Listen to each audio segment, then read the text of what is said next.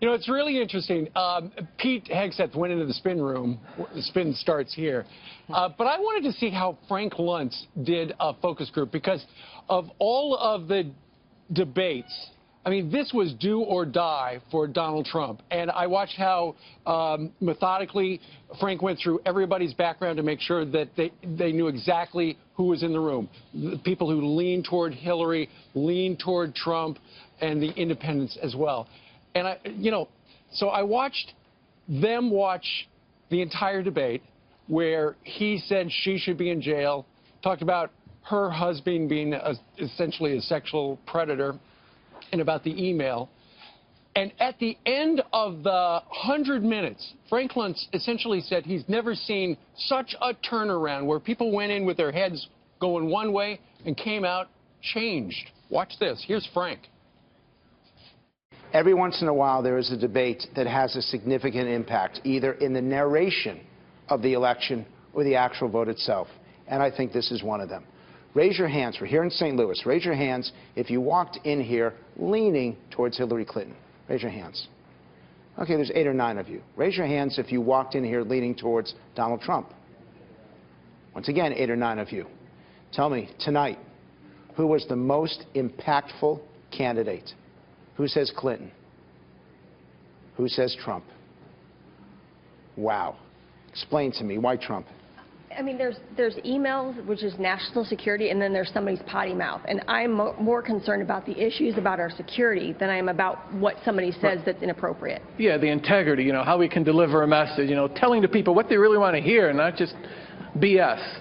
He's into the issues, and he's telling us what we really need to know, I think. I think he's a businessman, and people do not understand a lot of times that you need businesses incentives to come to this country. So I've never gotten a job from a poor person in my life. I still feel he skirted the issues.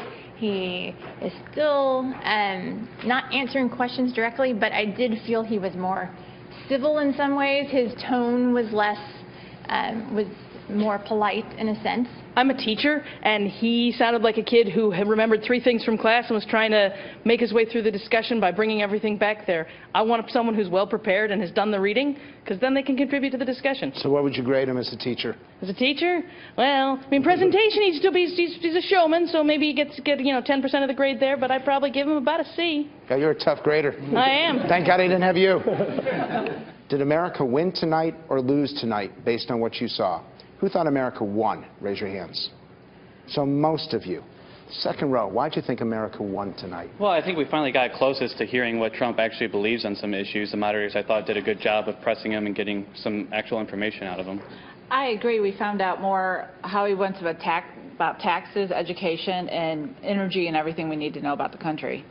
Go ahead. I disagree. I felt like he attacked Hillary most of the time and didn't give us any clear answers on what his plan is. Nick, I got to ask you. Yes. You were born where? I was born in Mexico, and one of the things that moved me still toward Trump, even though most of my people don't, is the fact that the talk has been happening since 1988, and none of my people have gotten that amnesty that everyone talks about. So what is it about the Latino population that almost 80% are supporting Hillary Clinton? Well, it's just the talk. Again, you know, she's promising the same thing that everyone has promised, and nothing happens. You know, Trump talks about a wall and stuff like that, but, you know, Congress is ultimately the one that has the word to say. So let me ask you as a way to close this. Are there anyone here who at this point will not vote for president, that you don't like either candidate? There are a few of you. What is it? What's the problem? Daniel. I just feel like if we're going to vote for a candidate, if we're going to vote for someone who represents America, we have much better choices. Trump is not a conservative. I'm conservative. I want a conservative president. I want conservative policies. He gets elected, we're not getting a conservative for a while. Michael, you're still none of the above. Tell me why. You know, it's funny. I'm kind of a bleeding heart conservative, and I'm not really sure if I found what I'm looking for yet. This debate was, to me, fascinating because Donald Trump started off so strong, just as he did in the first debate. But he didn't weaken. And there were moments in here where they all thought that he was really outperforming Hillary Clinton. Did it change any minds? Raise your hands if you're walking out of here a Trump voter. Yes, it did. Back to you. Unbelievable. And you really couldn't see how many hands there were, but a majority of the people said, after they had been evenly split, a majority said they were thinking about voting for Donald Trump, given that guy who was at the debate stage behind me last night, as opposed to the guy who was at the debate 2 weeks earlier.